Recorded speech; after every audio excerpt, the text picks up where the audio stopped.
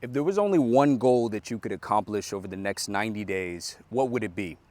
Well, regardless of what your answer is, today I'm going to reveal 3 steps that you can take to dominate the last 90 days of the year and accomplish your goal.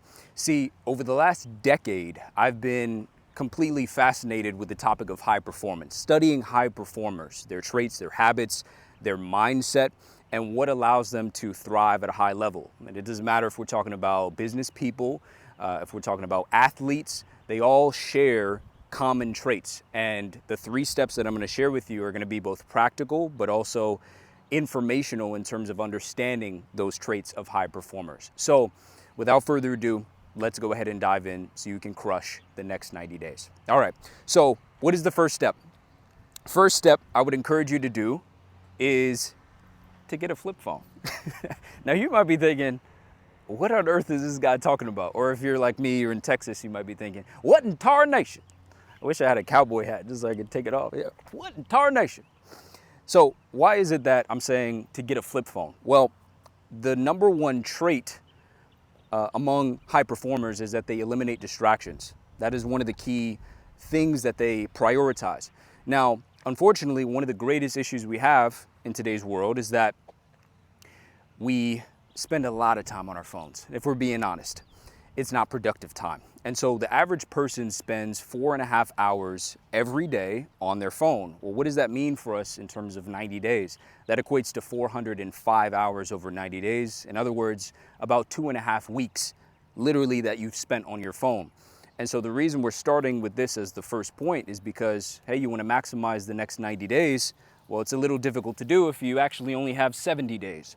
And so here's why I like the flip phone, and I'll drop a link to an old video that I made with all the details, if you actually want to get one, where to buy it, how much it's going to cost. But the reason I like the flip phone is because my family can still call me in an emergency, but unless I really need it, like to actually film this video, I can have my iPhone off and away from me, because I don't even like the drain on my willpower that comes from the resistance of not using it. See, if you have your phone, and if we're being honest, most of us have an addiction to checking our phone, checking Instagram, or checking, hey, did I get a new text? And so if you have this resistance and you're all day, you're just saying, well, I'm not going to check it. I shouldn't check it. I'm focused right now. There is some drain on your willpower. And so if willpower, as you probably heard it before, is like a muscle, it's akin to like carrying around a dumbbell all day. And you're like, man, why are you carrying around that dumbbell? Like, isn't that tiring? Well, yeah, like, but everyone needs a dumbbell. So you're fatiguing your muscles, you're fatiguing your willpower muscles when you have your smartphone on you and you're constantly in your head saying, oh, I want to check it. No, I shouldn't check it. Oh, no, but I'm serious. I shouldn't check it. Oh, okay, but maybe someone texted me or called me. So the flip phone is a great backup. So if something comes up, your people can contact you, but you don't have to stress about whether you should check it or not. It just eliminates that distraction and that need. So that is the first step, the thing that I would recommend. Get a flip phone, all right? So second step, what is the second common trait among people who are high performers? It is that they operate with intention. They live with great intention. So the second step that I would recommend that you take to dominate the last 90 days of the year is a very simple one. Very simple and fairly easy, but it's also easy not to do. And it is to write out your to-do list every night for the next day. Very simple. But most people don't do it. Now, why is this so important? Because especially as believers, a key thing that I think about is that our money is not our own and our time is not our own. Meaning, all the money that you have it's not my money. It's like I don't know if you've seen the old J.G. Wentworth commercials where they like put their head out the window. It's my money and I need it now. It's my money and I need it now. It's like, it's not your money. It's God's money. Everything that we have is God's, and he's just blessing us with it. Like basically instructing us to oversee it and manage it. So your money is not your own. In the same way, your time is a blessing. It's a gift. Every day that you wake up, it's not like you earned it or like this is something that you fought for. Like, yeah, I clapped my heels together 3 times and I said 3 Hail Marys and now I'm guaranteed to wake up tomorrow. It's not a guarantee. And so if it's a blessing, both our time and our money, why not make the most of it, right? Why not do the very best that we can with what has been afforded to us. And so I don't see any way possible that you could maximize your day and not have a plan for it. Like you just want to wake up and just, oh, okay, we'll see where the day takes us. If you're on vacation, that's great. But if you're trying to dominate the next 90 days, you need a plan. And so don't wait until the day of, but do it the night before. Look through your calendar. What are your greatest priorities and jot them down. Now, to give you a very simple way of approaching this, and mind you, I've been studying this for the past decade. I've tried every form of to-do list basically that there is. I've done time blocking. I've done the to-do list where you say, okay, I wake up at 4 a.m. and then 4:05, brush my hair, and then, like you include every detail. As time has gone on though, my to-do list has gotten smaller and smaller, more precise and focusing on high priority. So there are two crucial elements that you want to add to your to-do list that I would recommend. The first is your one thing, your OT. So if there's only one thing that you accomplish in the course of a day, what is the most important thing that you need to get done? And often it is the thing that you feel most resistance towards. Maybe it's going to the gym. You know you need to go to the gym, but you're like, I don't really feel like it, don't really like it. That's probably your one thing. Maybe for you it's writing, it's studying, it's reading, whatever it is, it's the most important task that really moves the needle for you in pursuing your goal. So whatever your goals are, or number one goal is for this 90 days, that should be evident by what your one thing is, all right? So that's the first thing. The second thing is your NMW, which stands for your no matter what. Now, if you've been watching my videos for some time, I made videos in the past where I said NMWs, like it was multiple things that you would do. These are your non-negotiables, your daily habits that allow you to perform at your best. But now I just focus on the NMW. What is the one thing that I can do, the one habit that sets me up for success, that makes the greatest difference and the greatest impact on my energy and my ability to perform? For me personally, it is a 30-minute walk first thing in the morning. And again, that's why we film these videos outdoors. You get in that sunlight, fresh air, and I would encourage you as you watch my videos to go for a walk and just listen in. So that's my NMW. Discover your own NMW. Test out mine if you'd like, but maybe for you it's meditation, maybe it's Bible study, or something different. But what I found is that once I've solidified a habit, it no longer needs to be on my to-do list. I'm gonna get it done anyway. So why stack up and add more to my to-do list and what I have written down if I know something's gonna get done? So that is the second step. All right. So figure out every day your OT, your NMW, write it down at night so you're prepped for the next day. All right, let's move on to the third step. Now, this is something that is wildly popular. It is a wildly popular concept. And this third step, this is something that, although it's popular, you must immediately stop doing it. Stop buying into this concept. What is this concept? Work-life balance, right? High performers do not believe in this concept of work-life balance. Now, you might disagree, but allow me to explain. I would argue, I would challenge that work-life balance is unbiblical. It goes completely against what the Bible says. It keeps you broke, and it makes you unhappy. Now that's a bad habit, right? Like if it goes against the Bible, that's really all we need, that we need to avoid it, to know that we need to avoid it, but it also keeps you broke and it makes you unhappy. It's not a good deal. So where does this concept of work-life balance come from? I would encourage you, this is something I do. I would encourage you to do it as well. Anytime you hear about just very popular concepts or philosophies or, hey, well, you should do this, and it's pervasive. Like so many people are talking about it in just the day-to-day flows of life. Where does it come from? Like, where do these holidays come from? Where did Easter come from? And Halloween, all these different things. Where does work-life balance come from? Because it sounds good, and a lot of people talk about it, but that doesn't mean that you should be subscribing to it. So let me break it down. Where does work-life balance come from? Traces back to the early 1800s, and it is often credited to a Welsh gentleman named Robert Owen. Okay, he was a manufacturer who advocated for a workday in which you do 8 hours of work, 8 hours of recreation, and 8 hours of rest, which I get it sounds good, But here's what we need to know about Robert Owen.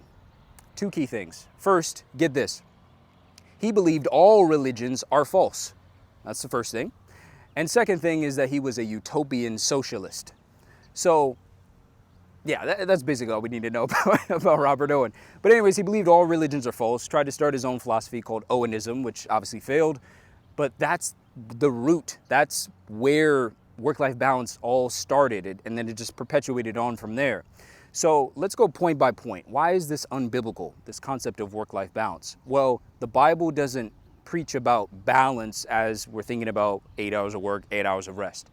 It doesn't say work for 3.5 days and then rest for 3.5 days. No, the Bible says work for 6, rest for 1. That's what the Bible says.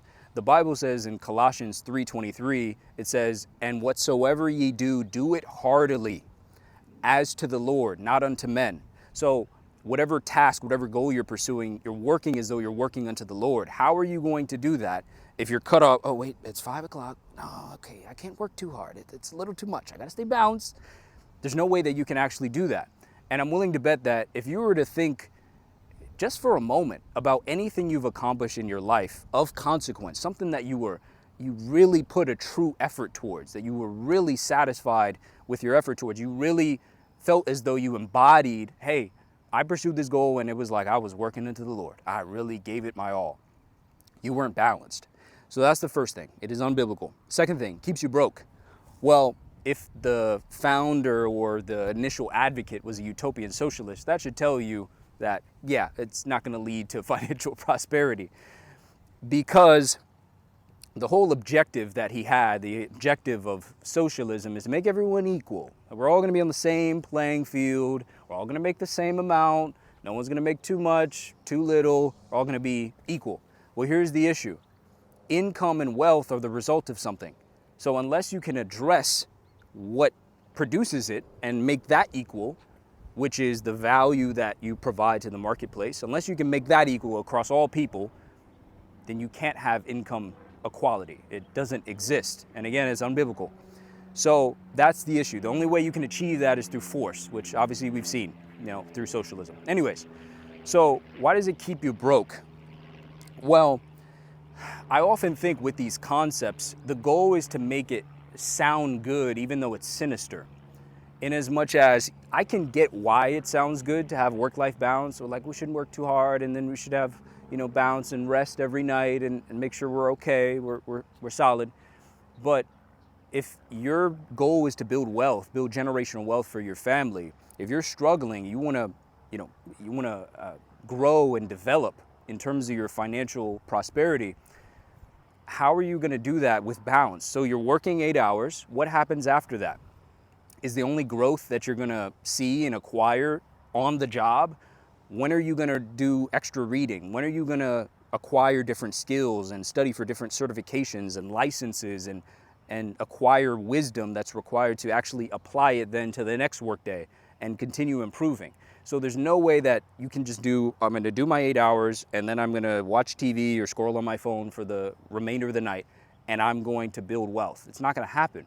So that's the second reason. Third reason, keeps you unhappy. I made a video recently about why happiness fades. Why doesn't it last? And why that is actually a good thing. I would encourage you to check it out.